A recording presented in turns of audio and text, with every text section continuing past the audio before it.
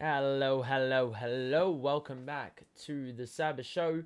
And today we're reviewing the Everton Southampton game, which resulted in a 2-0 Everton loss. This was not a great performance by any means. Quite the opposite to the last time we came up against Southampton, which was a 3-1 win at Goodison Park. Let's just go over basically what happened. Two goals were conceded. The defense was very, very leaky for pretty much the whole day.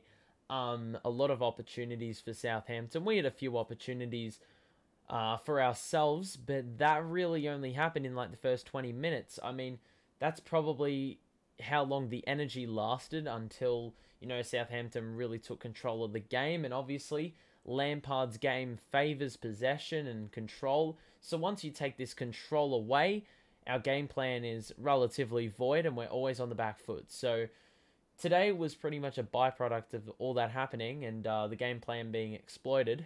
I think we went with two in the midfield. Yep, that was two in the midfield and four at the back. And now, obviously, in past weeks, we've gone with three at the back and then two wing backs. Now, that actually sort of played in our favour in past weeks. That extra defenders really helped us out. Today we were, realizing how important that third defender really was because, once we were getting overrun in that midfield, the back two looked pretty much like the Michael Keane and Mason Holgate of old. I think what Everton fans are going to come to understand is that this team is going to be hella inconsistent because there are a lot of inconsistent players in the team. Michael Keane and Holgate, I mean, they picked up a clean sheet last week against Leeds. This week, well, I mean, the mistakes, you can't even count on one hand or two hands. There's not enough fingers for that. It was awful. Today, we're going to be covering just a few things that really epitomize this leaky defense. I think we'll dive right into that right now. Okay, so this is the first thing we're going to look at. We're not going to look at the goals because the goals are pretty self-explanatory. The first goal we considered was absolutely outrageous. Just a really careless turnover by Michael Keane at the back that didn't have enough weight on it. Gomez wasn't able to get to it. It was a good tackle by Southampton, and we were pretty much outnumbered from there. We didn't really attack or close out anyone that had the ball for Southampton, and eventually they just passed it around the edge of the box, and it was a beautiful finish by Armstrong. Jordan Pickford, even the best of his efforts, are not going to save that. It was right in the bottom right-hand corner. You're not getting to that. But as you can see here, at the top of the screen, we have Michael Keane and we have John Joe Kenny. Che Adams is right here. Walker Peters has the ball. Now, if you just play it a little, you can see that Michael Keane has just called out for Kenny to pick up Adams at the back. Now, you can see Walker Peters will pass it to Ward Prowse here. And John Joe Kenny now has Che Adams. Kenny is now told Michael Keane to pick him back up. This is just a lack of communication. Keane actually turned over his head, or turned his head over his shoulder, just to see Che Adams. But this is the careless bullshit, right? How on earth does he just let Che Adams slip in behind him and have an easy, uncontested shot at the keeper? Obviously, it was a little bit awkward for him to get the shot off, and that's why Pickford ultimately saves it, as you'll see in just a moment. You can see he just lets him slip behind, and Keane is bloody slow. No awareness, didn't put any body on Adams, and as you can see, look how much space he has. All the time in the world, he could have actually taken a touch and then probably taken the shot. But yeah, then you can see he's just hit it right into the lap of Pickford, and we were very fortunate, and that was one of many good saves that Pickford made and basically saved our ass all day long. Alright, here's another instance. This is from a set piece. You know how shit we are at set pieces. But there is Ward Prowse, obviously an infamously good free kick taker, and you can see that is a setup for Everton at the moment. The ball is just about to come in. Obviously puts it down in the spot. You can see that there's Coleman, Iwobi, Holgate, Keane, and DCL. Those are going to be the key guys that we're talking about in this passage of play. You can just see it here. Closer angle. Coleman, Iwobi, Holgate, Keane, DCL. These are the guys that are relevant. So watch very closely. The free kick's going to come in.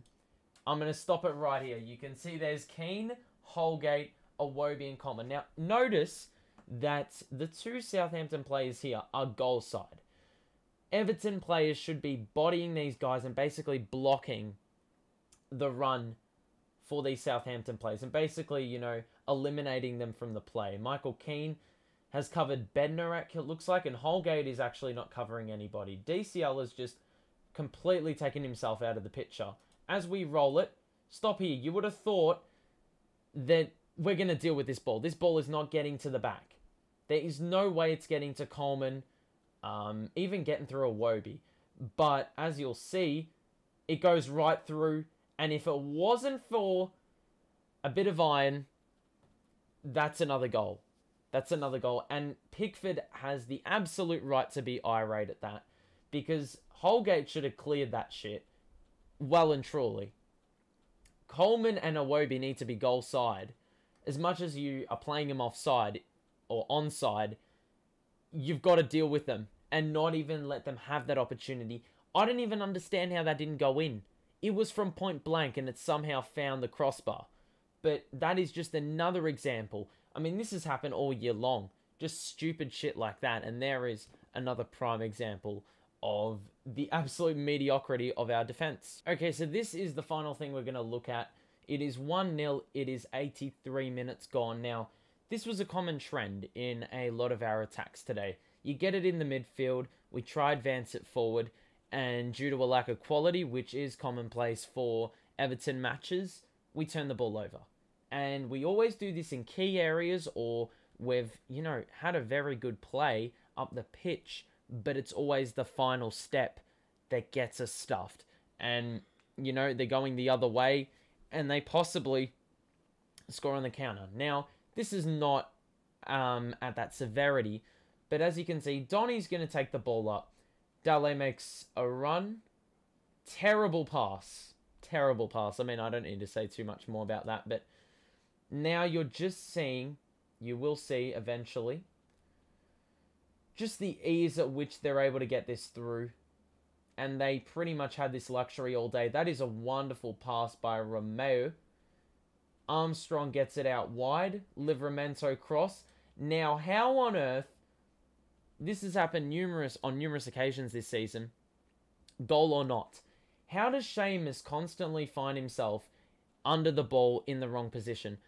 Shane Long, all he has to do is a light nudge, and Coleman is edged under the ball. He's never going to get to it. Donny needed to help him out here. Holgate is also ball watching, even though he was picking up Adams a little bit earlier in the play. But you'll just see a light nudge. Coleman barely gets off the ground, which is pretty inexcusable, and the rest is history. I mean, Pickford's got absolutely no hope against that. Well, he probably had a bit of hope, but it should never be coming down to that. And that is pretty much the problem with everything we have done defensively this season. You know, as much as at times it's been reliable, that reliability has not been existent a lot. And, you know, it really starts with the formation and hoping we have enough, you know, resistance, enough reinforcement to ensure that our defenders aren't constantly feeling vulnerable. But these examples I've shown you are prime examples of what happens when this defense is left vulnerable. They have no idea what they're doing. And as long as we keep exposing this back line, we're constantly going to see, you know, 2 goals, 3 goals conceded. And if you look at our next fixture, which is up against Manchester City, we're going to be conceding 4 or 5. Pickford was elite today. He had, I think, 9 saves apparently. But, you know, that would have basically been a 4-0 scoreline, 5-0 scoreline if it wasn't for Pickford. So we have him to thank for that. But regardless, this was just an absolute polar opposite performance to what we served up against Leeds. I mean, Leeds, we had possession, we were in command. You know, Leeds weren't able to get it past halfway. They were constantly feeling pressured. Except today it was the flip side. You know, away crowd. We haven't won a game away. We haven't lost the game at home under Lampard. So that's a very interesting dynamic. But it almost feels like every single time we're met with away fans, You know, it seems like the pressure gets to us. Even if there is not a lot of pressure, you know, we put it on ourselves and we cause unnecessary turnovers. We make ourselves vulnerable at the back. Yeah, that's been the case under Frank Lampard in away games. Obviously a little bit of a worry, a little bit of cause for concern given that Watford and Burnley won their fixtures this weekend. So, yeah, that's really all I have to say. It's pretty much same shit, different week. I mean, you actually don't really know what you're going to get from this Everton team. Obviously, we said that we're playing Man City next. It is going to be a nightmare fixture. If we win this game, I don't know what I'm going to do. I'm probably going to scream if I wake up to us winning 2-1, but we already know that's never going to happen. But yeah, with this defense, and we know City are absolutely amazing when the ball is at their feet, and if they have it at least 65% of this game, they will dominate, and we're going to have to play park the bus, but we'll still concede 4 goals because the defense is just that switched off. Yeah, but that's all. Hope you enjoyed. Drop a like, subscribe to the show. The support has been great recently. We will be back for Everton Man City match reaction next time. But yeah, that's going to be it from me. So have a great rest of your day. And yeah, I will see you in the next video or live stream. Thank you.